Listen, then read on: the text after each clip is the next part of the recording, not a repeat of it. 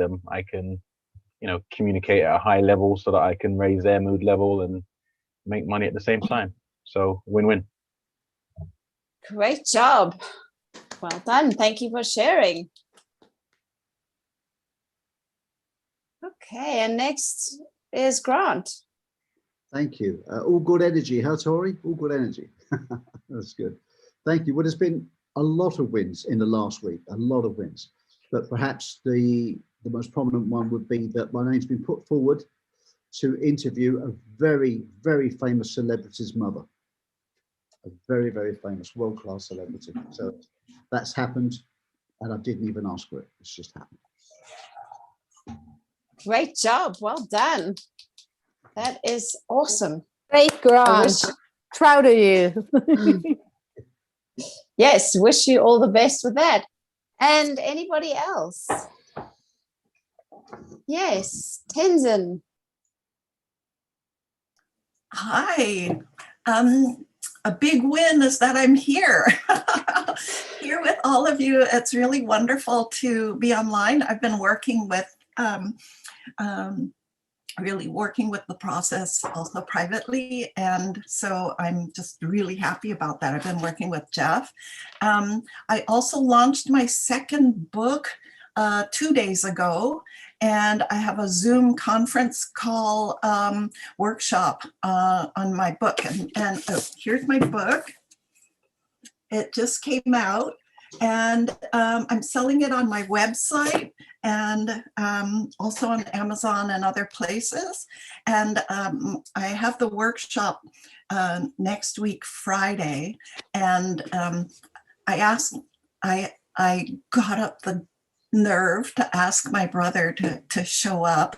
So my brother, Robert Kiyosaki, is going to make at least a cameo appearance. So I'm really happy about that. Great job. Thank you. Well done. That is awesome. So we've got 2 people doing books and things, so that's fabulous. Okay, Lynn. Thank you. In fact, I'm also doing a book, but I'm not at their stage. I'm still in outline of my book and also sorting out my book cover, stuff like that. So, but it's good to see someone's already accomplished where I'm heading forward. So you guys will be my model that I'm moving forward. that's the additional wins that I have today.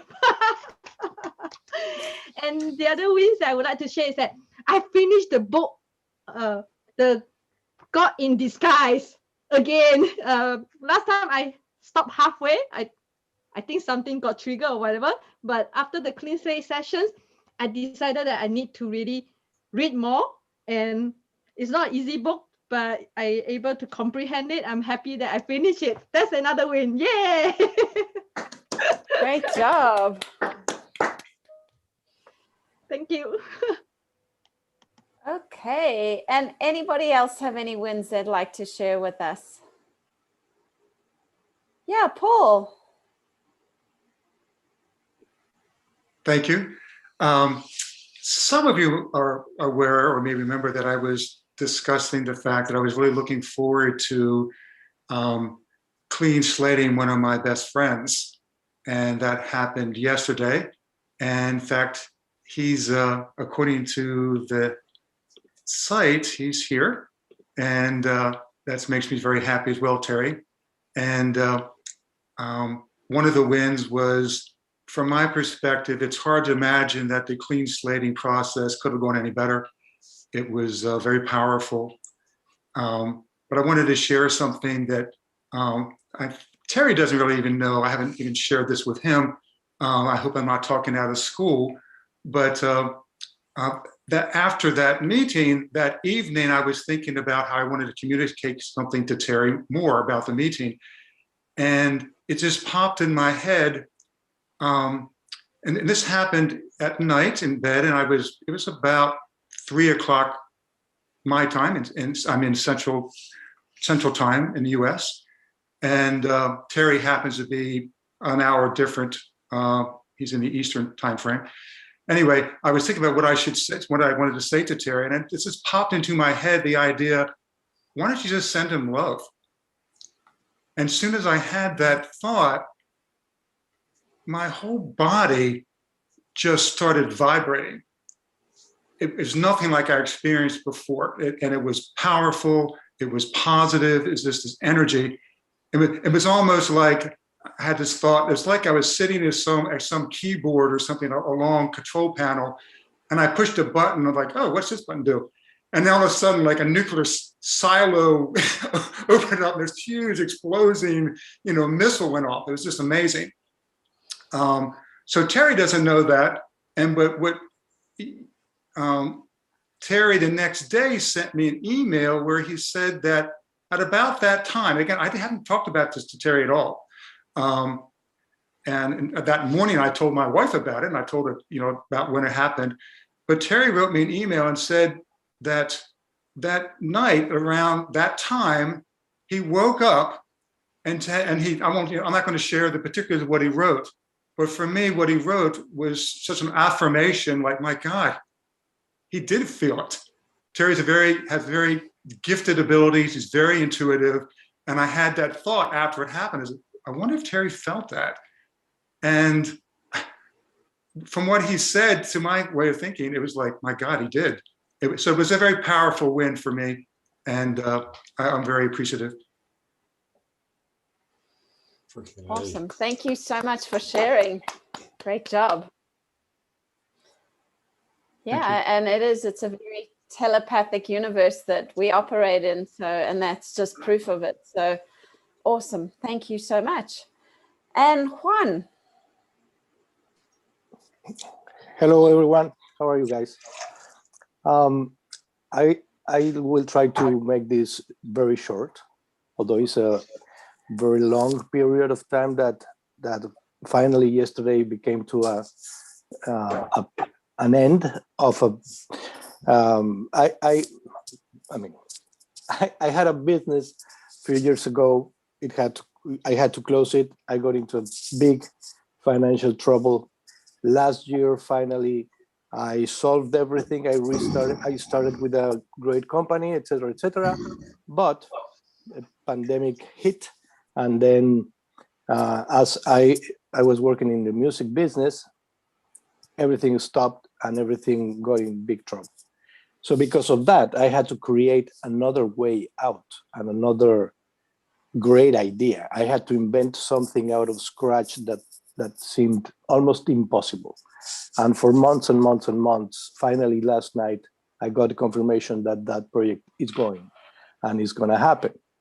So it was a great accomplishment. Many times when we are here and then we want to share wins, I'm like in this little process of adding a little bit more and a little bit more, and then that's why I don't say anything, because I'm like, no, I better wait. And today is the day that I can say that it was accomplished. But what was incredible was to see how when you get a lot of different bad things happening, maybe they are not that bad. Maybe those are just helping you to get to the place where you have to get, or the best place that you want to get. And you wouldn't have gotten there if those things wouldn't happen. So it's the big lesson for me, because during all this process, the only thing that I had was the book.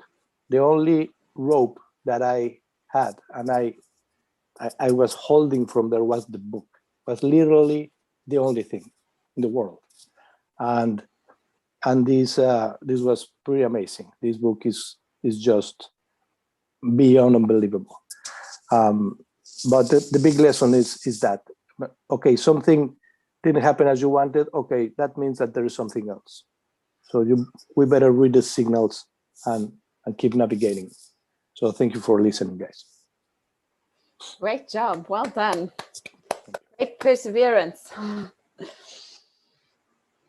Okay, Merlin. I got goosebumps when you were sharing that, Juan, and I was listening to I'm very much enjoying Tim Ferriss podcasts.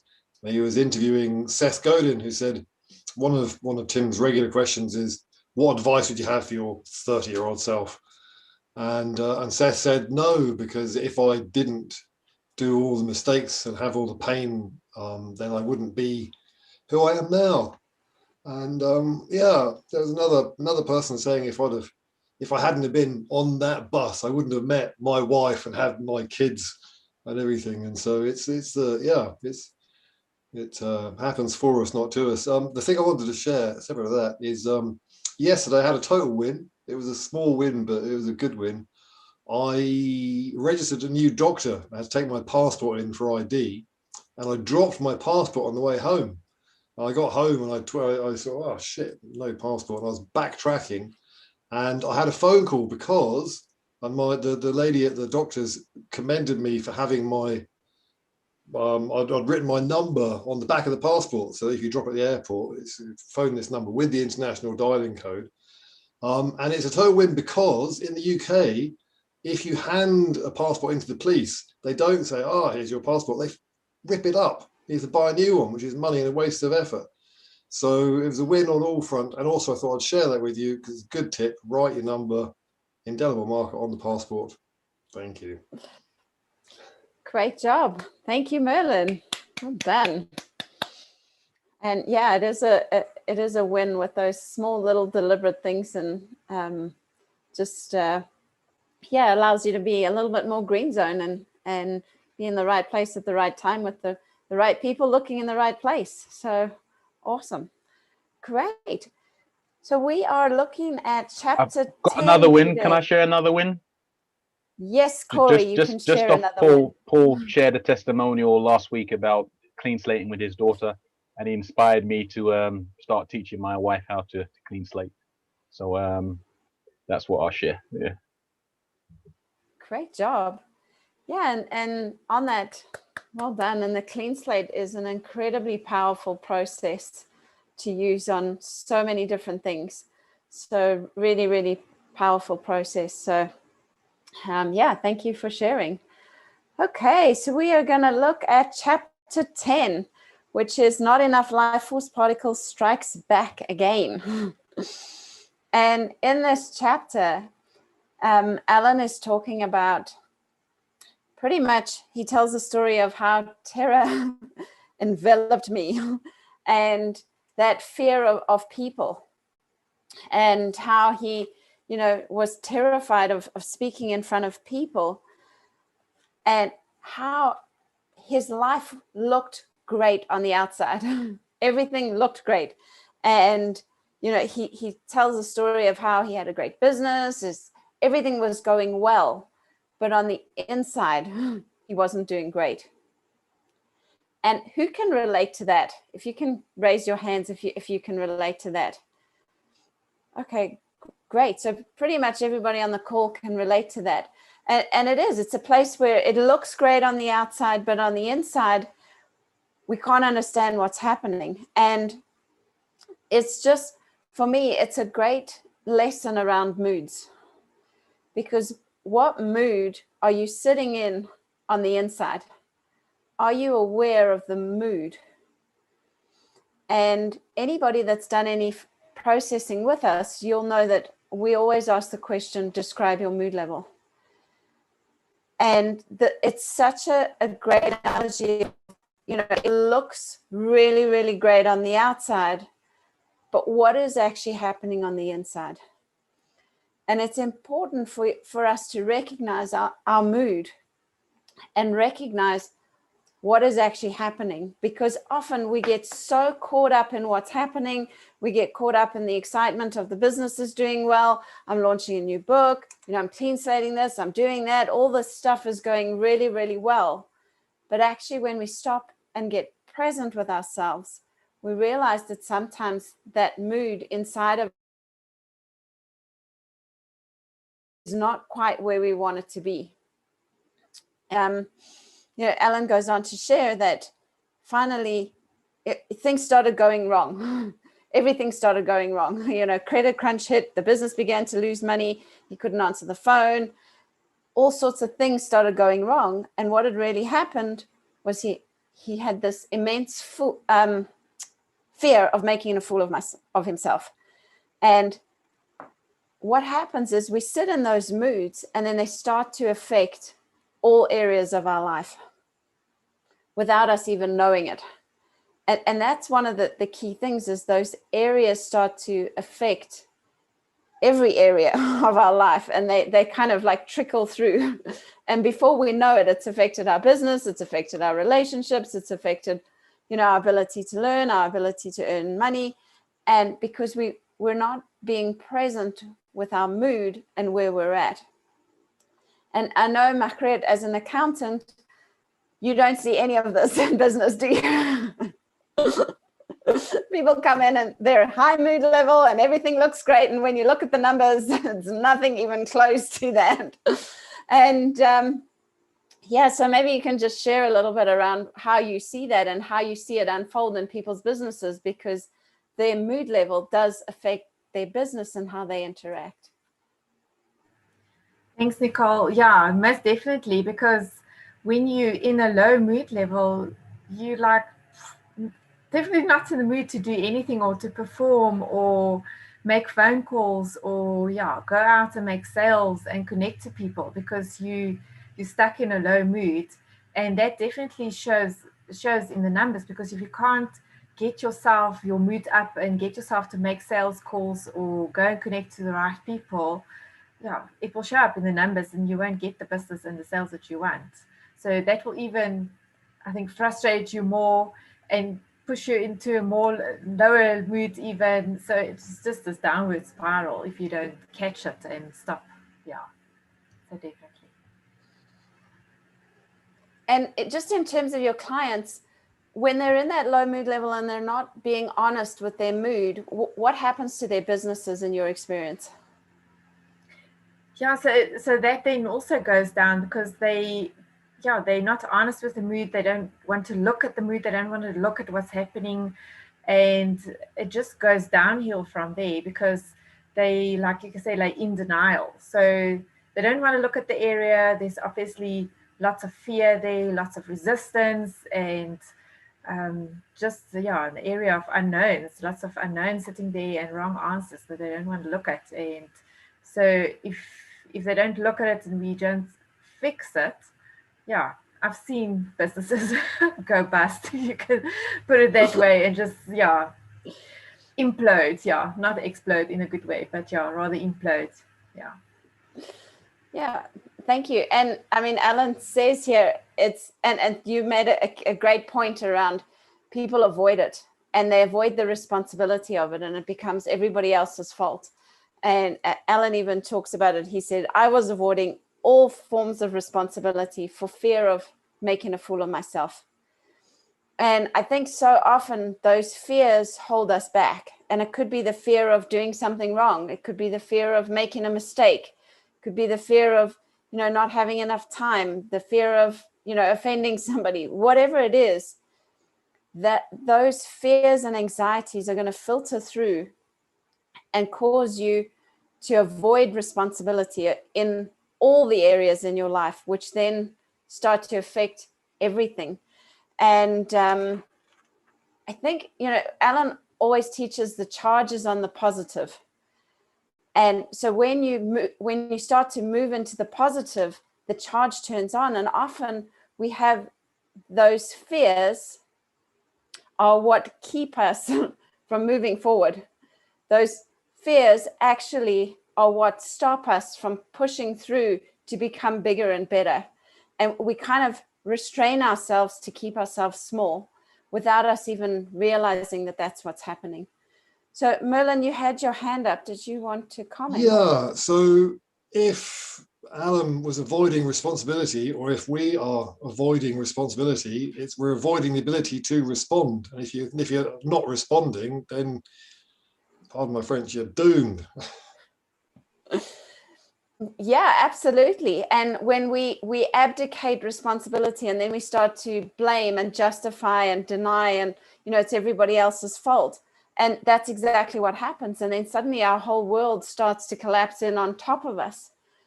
And one of the great tools that Alan says is, if you're sitting in that fear, for him, he became aware of the fear. a lot of us are not aware of the fear. So the first thing is, are you aware that that fear is sitting there? And then what are you going to do about it? And for him, his biggest fear was making a fool of himself. So he went and deliberately made a fool of himself. And I'm not saying go and do this in your business and make a fool of yourself with your business, because it may not be the right place to do it, but find the right place to go and make a fool of yourself. Find the right environment and go and overcome those fears. And because when our attention's stuck on what we don't want to do, that's exactly what we're going to do. If our attention is, I don't want to make a mistake, what's going to happen is we're just going to keep making mistakes. And I know I've been there, and I'm pretty sure every person on this call has been there. At some point, it's like, I don't want to do that. I want to do that. And then you're like, how did I do that? It was exactly what I didn't want to do. And so can you shift your attention into actually going and doing that? Can you go and make a fool of yourself and do it in the right space? You know, if you're terrified of making mistakes, just go make as many mistakes as you can. And the power of that is you actually get to feel what it's like to actually deliberately make mistakes. So or making a fool of yourself. So when you start to do it, you can actually feel what's happening, and you take the charge off of it, and it allows you to then go and make mistakes. It's okay if I make a fool of myself. It's okay if I make mistakes. It's okay if I do something wrong, because now I've done it so many times, I know the feeling. So pretty much all it is what we're doing is allowing ourselves to experience that mood deliberately. Because we can experience the mood, we can duplicate it, we can permeate it, and now it's not a mood that controls. We control. So Margriet, is there anything you'd like to add to that? Thanks, Nicole. So definitely I can relate to everything that you said, Ja, about fear of making a fool of yourself, and like you also mentioned, fear of speaking in front of people and all that. But it's definitely, like you say, make a decision to go and deliberately do whatever you're afraid of and face your fears, because that way you can get over it and, like I say, work through the mood and experience the mood and just work through it and get over it. And most of the time when you work through it, you'll see, oh, it was not so bad. You survived. So it's very funny how life works. Yeah. So so it's very, very important to recognize. The first step is just to recognize where's that area of fear, and what are you resisting, and what's holding you back, and then take it from there. So thank you. Great, thank you. And yeah, it's such a key thing, is that those moods control us if we're not aware of them. Those moods will hold us and we'll suddenly have the most inopportune moment, that fear suddenly kicks in. Mistake, you're sitting in a huge business deal and everything's going right, and there's no reason for anything to happen, and suddenly just that fear turns on, and you're like, suddenly like, where did this come from? And just by being in a position where you actually start to control the moods, and you can duplicate those moods, they don't control you, and then they don't come up at inopportune moments when there's pressure and heat and things are, like you're speaking in front of a whole bunch of people, and suddenly that fear, I don't want to make a mistake, turns on. So it's such a key thing. By practicing it and going and making a mistake, doing something silly in front of other people, you allow yourself to experience that mood, and then now the mood's not going to control you. So it's a key thing, and it really does start with, are you present enough that you can actually acknowledge that that's what the mood is? And I really would encourage you, if you haven't joined us for the Zones of Life event, I really would encourage you, come and join us for the Zones of Life. I'm going to put the link into the chat box, and come and join us. And the next Zones event is on the 16th of March from 10 to 1, and where you'll practice presence. And the power of practicing presence is that you will start to acknowledge those things that are sitting there and become more and more aware of the moods that you're sitting in. And sometimes those moods are very much underlying moods, and they just pop out when we least expect them. And just, you know, some key things is just be aware of, you know, what is my mood level? And then when that mood does arrive, where is it coming from? And then the next time, you know, how can you take control of the mood? So I really would encourage you, if you can join us on the 16th of March for the Zones of Life, and come and practice some presence, get presence with yourself, with your moods. And thank you, Camillo, for putting the date and time into the chat box. I appreciate that. And David, you have your hand up. Yeah, it's a question because I clicked on the link, and the link says 9 a.m., not 10 a.m. Okay, so it is 10 a.m. Camilla will have a look at that and update the link if it is not correct. But it is definitely 10 a.m. Dallas time. Okay. Camillo, did you want to say anything? Yes, it adapts according to your time. So I think that there's going to be next week, in some places there will be 10, and for some places will be 9 because it's the time change. But anyway, we are going to send a confirmation email, and if you join, you will get the right time. Just join, register, and you will get the information after register. Okay. Thank you. Yeah, thanks, David. And it is a great reminder because daylight savings kicks in for those of you that are in different parts of the world. Just be aware that the call, depending where you are, it may be an hour earlier. So I know certainly for us here in South Africa, the call is an hour earlier, but in different other places, it doesn't change. So just be aware that there is daylight savings kicks in on Sunday. So there will be a difference in the time.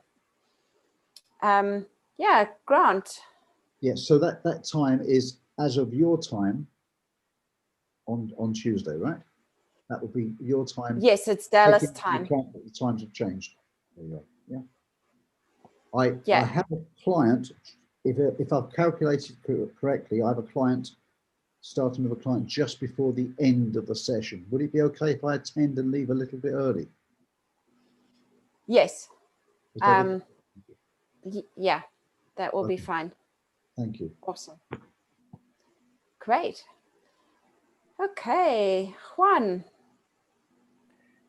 Yes, talking about moods, the most difficult part that I have found it handling different things at the same time is how to focus on the near future one or the immediate one.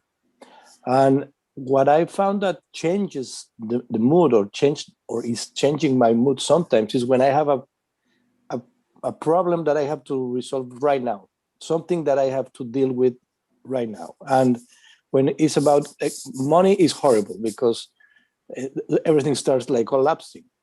And then your mood changes, and then you ruin the whole thing.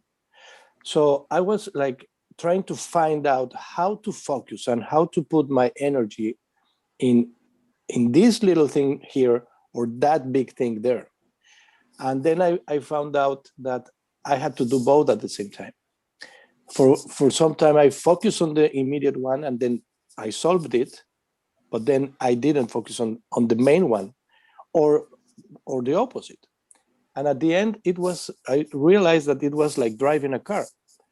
You're driving and you're seeing up there, but then you're seeing your mirror also, and you're seeing the back, and you're seeing also what is happening right here, and you don't want to hit that other car. So it's like being in 3 different places at the same time. So the mood changes when you have a immediate problem. Unlike separating things and saying, okay, I need to pay this, I don't have it, okay. But that is not going to stop me from continuing seeing the other thing. That is not going to ruin my mood, because if I ruin my mood, I'm not going to accomplish the other thing. I'm going to stop myself by doing that if I get ruined by this little thing now. So it has been really tricky. So any advice from you guys how to not die in the attempt to getting there would be great. Because the mood changes, and that's a big problem. Thank you, Juan. And that is a really, really great question. And the answer to that is presence. And Alan actually says, when you're present, optimally, you're here in the now. And here-ness includes spanning a little in the past, all of now, and the extended future. And that is the absolute key, is that when you're present, you actually have the ability to go a little bit in the past, all of now, and into the future. And you have that ability to put your attention on what is the most important. And that is a key thing. And what actually happens is when you're in a position where you've got to do something now, your attention goes into the now. And so it's focused. And that's how you, because you're present in the now, it allows you to do that. But when true presence is being able to look at the past, now, all of now, and a little bit into the future. So my advice, practice presence as much as you can. It's really, really powerful, and it will help you. One of the key abilities or benefits of being present is that ability to distinguish what's important. So great question. Thank you for asking. Okay, so Margriet, anything you'd like to say as we finish up? Thanks, Nicole. Yeah, that was a great webinar. Yeah, I see Grant also has his hand up.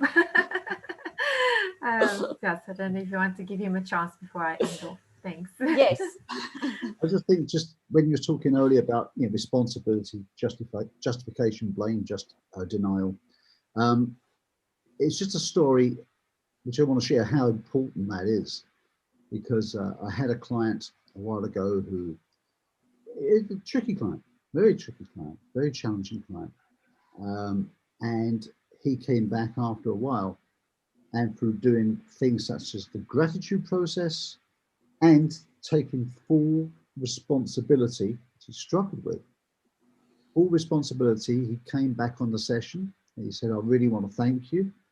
And then at the end, his wife stood at the edge and said, have you thanked Grant for what he's done? He said, I cured his depression. And I said, why? How did I? He said, 50% down to God, 50% down to you, very religious guy. He said, you cured my depression. I said, how? He said, what you did. I said, let's nail this down. What caused it? He said, it was getting me to take full responsibility, no justification, no blame, no denial, and the gratitude process. And here's the interesting thing. I wasn't even coaching him for depression. That was a byproduct of everything else. His business went up and the depression went. That staggered me. So this is not to say I'm clever or anything like that. It's just to say how powerful that part of the process is. Just thought I'd share that. Thank you, Grant, and great win. And yeah, the benefits of the technology are phenomenal in that people will get results in all areas in their life without them even realizing it. And it is really, really powerful because those fears and anxieties filter through into all areas in your life. When you clean it up, it's going to clean up all areas in your life. So it is really, really powerful, the technology from Alan Walter. So thank you for sharing. Okay, Margriet. Thanks, Nicole. Thanks, Grant.